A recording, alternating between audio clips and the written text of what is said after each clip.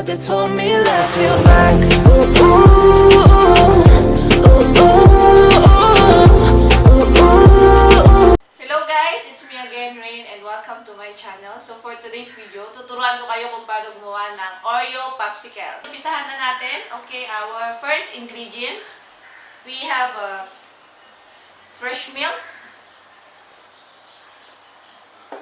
We also have cream. Nestle cream also you can use. Because I'm using a whipping cream. So we also have a condensed milk. We also have vanilla here. We also have crushed Oreo. And yung Oreo na hindi pa nadudurog. So, meron din tayong popsicle na dito natin lalagay yung popsicle. Pili ko siya sa Mr. DIY. Only 8 ringgit. So, siguro sa Pilipinas, meron din sa iba-iba yung mga nagtitinda ng mga plastic. Check nyo na lang, guys. Alright, first step, we put the cream.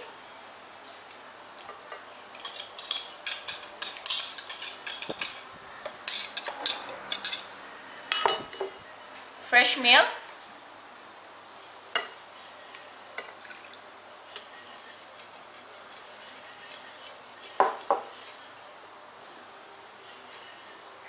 Condensed.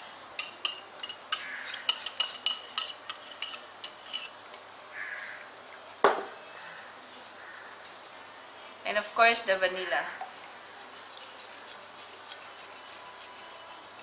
So, haluin lang natin siya ng haluin.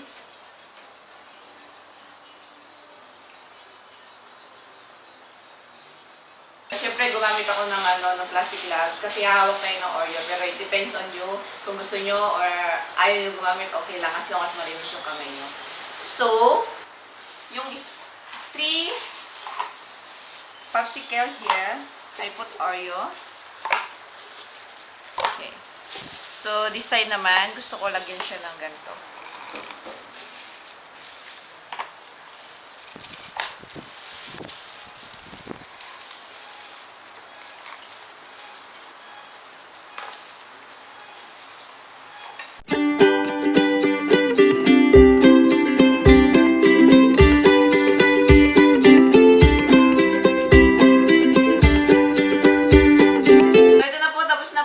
Nalagay na po natin lahat siya. So, ilalagay natin ngayon sa fridge.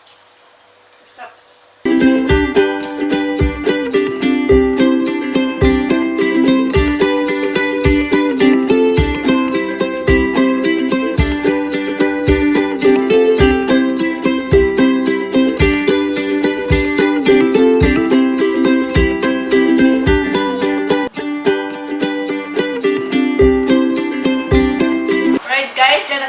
Ang aking homemade Oreo Popsicle. So, I hope you enjoy my videos. This video, please thumbs up and don't forget to subscribe.